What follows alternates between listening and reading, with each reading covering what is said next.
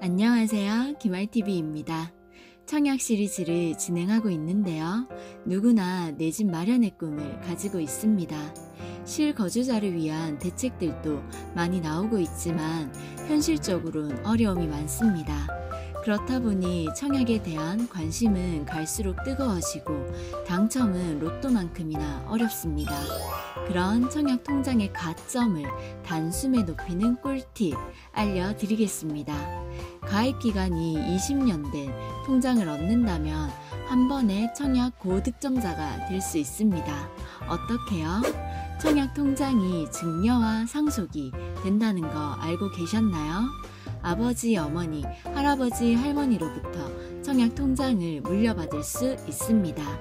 오늘 이 정보가 누군가에겐 정말 큰 힘이 되는 정보가 될 수 있을 것 같아서 준비했습니다. 잠자고 있는 부모님의 오래된 통장이 있다면 내 자녀, 손녀, 손자에게 혹은 내 배우자에게 증여해 줄 수 있습니다. 내 집 마련하는 데 큰 도움이 되죠. 증여와 상속이 가능하다면 왜 좋을까요? 요즘 젊은 세대들은 본인의 청약 가입 기간이 3, 4년밖에 되지 않아 짧고 저축 총액도 낮습니다. 그런데 만약 아버지의 가입 기간이 10년, 15년 이렇게 오래된 청약 통장을 증여받는다면 통장 가입 연수로 얻는 가점은 물론 저축 총액과 가입 기간을 단번에 올릴 수 있으니 고득점자가 됩니다. 이렇게 청약 가점을 높일 수 있는 기회가 되기 때문에 증여받는 것이 좋습니다. 바로 로또 통장으로 변하게 되는 거죠. 우선 증여가 가능한 경우가 있고 상속이 가능한 경우가 있는데요. 오늘은 청약 통장의 증여와 상속에 대해서 꼼꼼하게 살펴보겠습니다. 청약 통장은 크게 몇 가지였죠? 4개입니다. 청약 시리즈 1편에서 했는데요. 간단하게 짚고 넘어가겠습니다.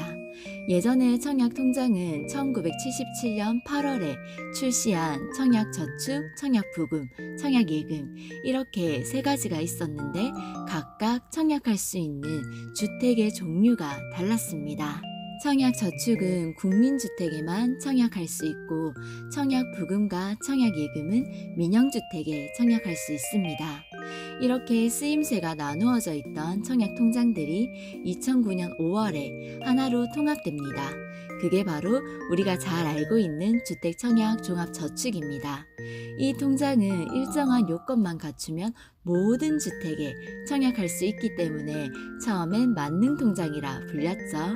그리고 원래 있던 청약저축, 청약부금, 청약예금 이 3총사는 2015년부터 신규 가입이 중단됐습니다. 그래서 지금은 가입할 수가 없습니다. 지금 가입 가능한 건 주택청약종합저축 이거 하나밖에 없습니다. 저 3총사는 신규 가입은 중단됐지만 예전부터 가입해서 현재까지 갖고 계신 분들은 아직도 사용할 수 있습니다. 신규 가입만 중단된 거예요. 1편에서 다 설명해 드린 내용이고요. 명의 변경 시 조건 때문에 이 통장들의 가입 조건을 알아두시면 도움이 됩니다.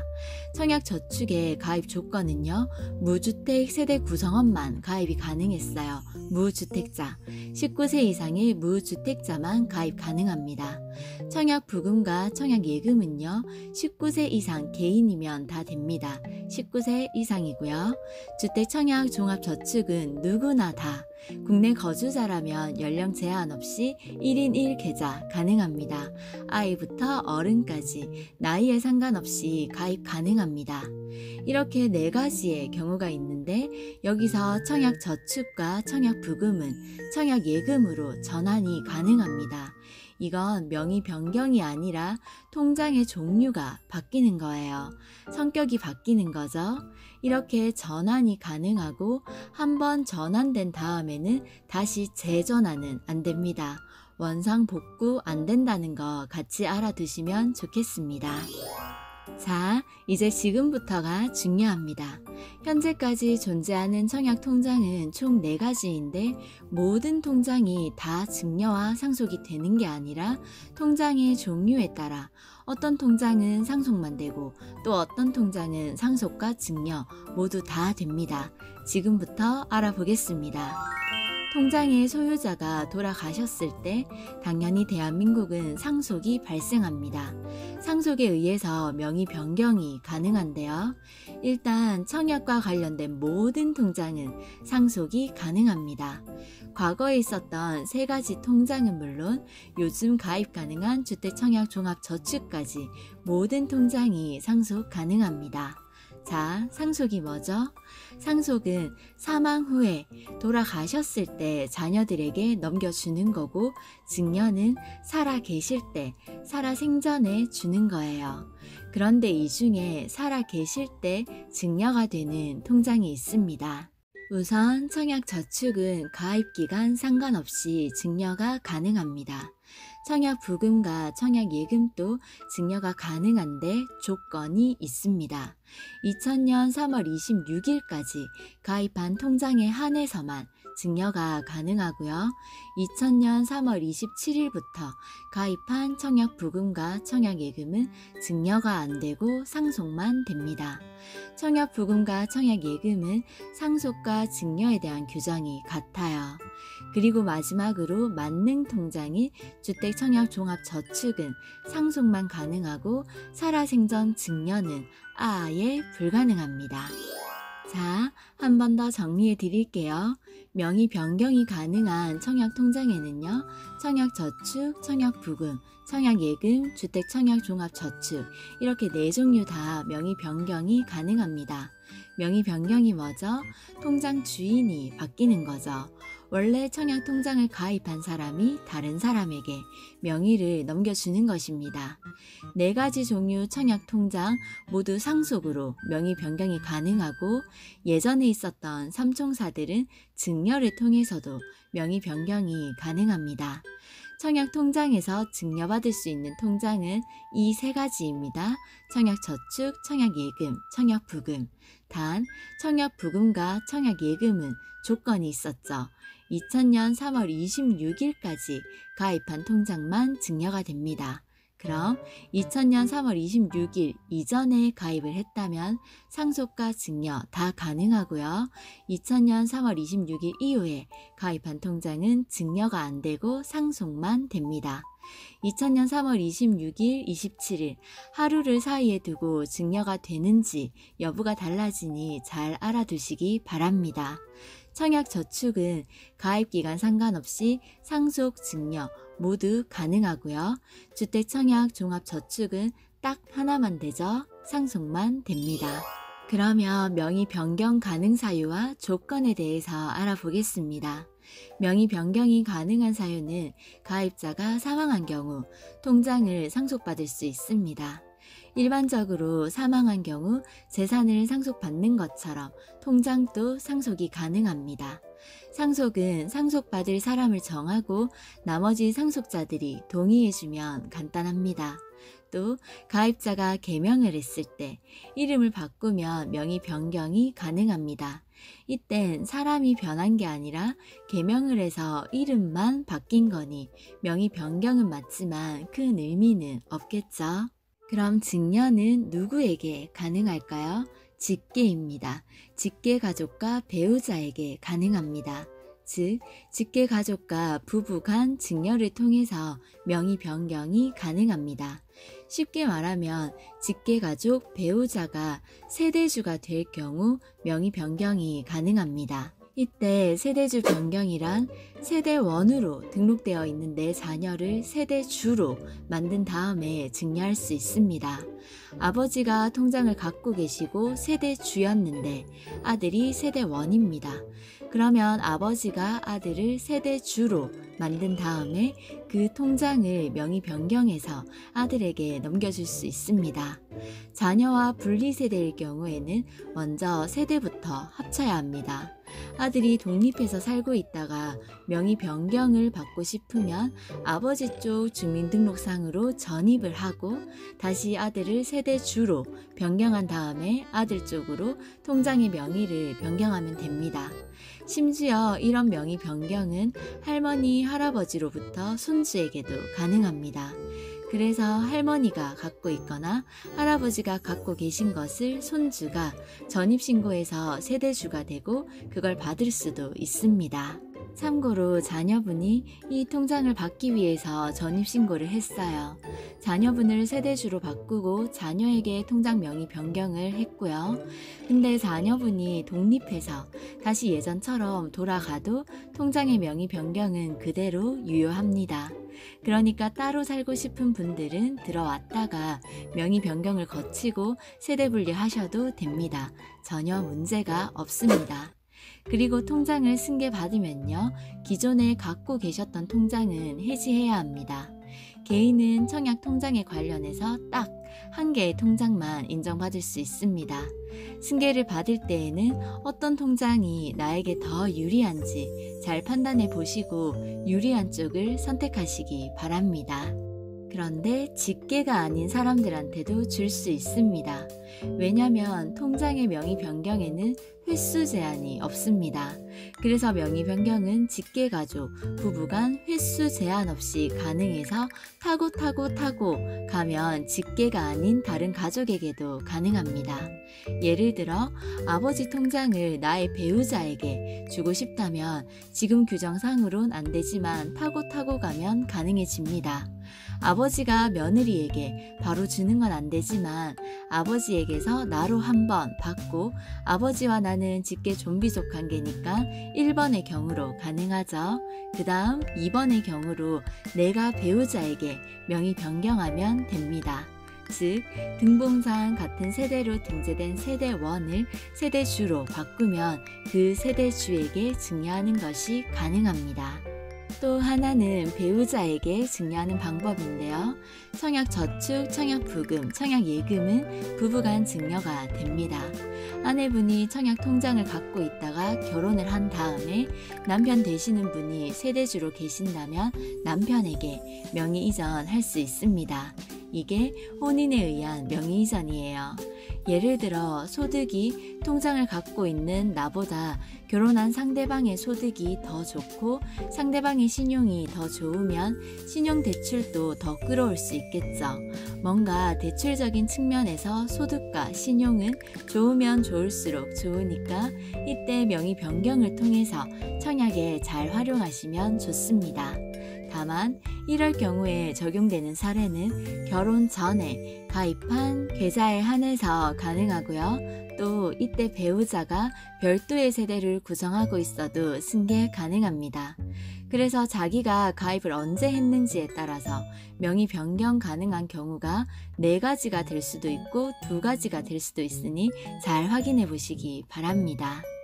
그리고 증여와 상속으로 명의 변경 시 가입 요건은요.